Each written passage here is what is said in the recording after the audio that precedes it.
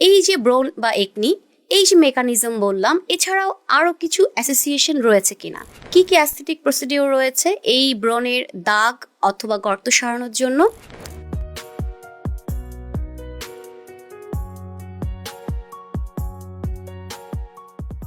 ব্রণ বা একনি যে কোনো বয়সেই হয়, নারী পুরুষ উভয়ের হয়। Doctor Farzana Rahman Sathi, clinical and aesthetic dermatologist. কেন হয় এই একনি? আমরা হয়তো অনেকেই জানি না, আমাদের বডিতে যে তেল গ্রন্থি রয়েছে বা আমরা যেটাকে বলে থাকি সিবাসিয়াস গ্ল্যান্ড, এই গ্রন্থির কাজ হচ্ছে তেল অথবা সিবাম নিঃসরণ করা। অনেক সময় এই যে ট্র্যাক্ট রয়েছে এই গ্রন্থির তেলগুলো বের হওয়ার জন্য সেগুলো ক্লগড হয়ে যায়, কারণ ওভার অ্যাক্টিভিটিস। এই গ্রন্থিগুলো বেশি বেশি কাজ করে। অনেক সময় কিছু ব্যাকটেরিয়া, তার মধ্যে উল্লেখযোগ্য হচ্ছে প্রোপাইনোব্যাকটেরিয়াম একনি, সেগুলো গিয়ে বাসা বাঁধে ওখানে। তখনই কিন্তু এই যে ট্র্যাক্ট রয়েছে সেগুলো ক্লগড হয়ে যায়। তখন কিছু কিছু দানা, সাথে পুঁজ থাকতেও পারে, নাও পারে, এগুলো ক্রিয়েট হয় এবং এগুলোই হচ্ছে ব্রণ বা একনি। এখন আমরা জানবো এই যে ব্রণ বা একনি, এই যে মেকানিজম বললাম, এছাড়াও আরো কিছু অ্যাসোসিয়েশন রয়েছে কিনা। রয়েছে।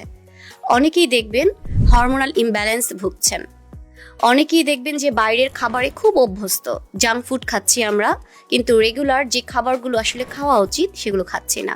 অনেক কম সময় ঘুমাচ্ছি, রাতের পর রাত মোবাইল দেখছি। এই যে মোবাইলের ব্লু রে, এটিও কিন্তু ব্রণ বাড়ায়।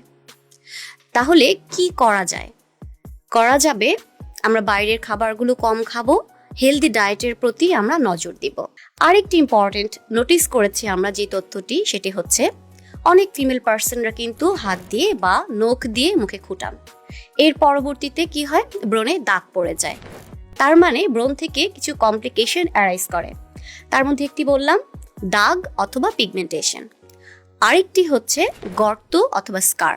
এই যে দুটি মোস্ট কমন কমপ্লিকেশন, ব্রণ সারাতে যতটা না বেশি আমাদের সমস্যা হয়, তার থেকে বেশি সমস্যা হয় এই কমপ্লিকেশনগুলো সারাতে। কারণ তখন আমাদের ওষুধ ছাড়াও হেল্প নিতে হয় অ্যাস্থেটিক কিছু প্রসিডিওর।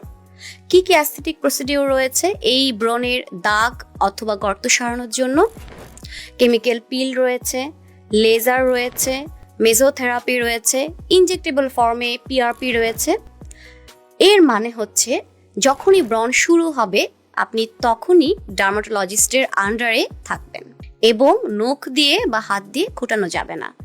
যখন শুরুতেই আসবেন তখন কিন্তু খুব অল্প কিছু মেডিসিন, সেটি হতে পারে ক্রিম বা অয়েন্টমেন্ট, সাথে মাইল্ড গ্রেডের একটি ফেস ওয়াশ দিলেই কিন্তু পেশেন্ট ভালো হয়ে যায়। তাই দেরি না করে আপনি আপনার ডার্মাটোলজিস্টের শরণাপন্ন হবেন। ধন্যবাদ।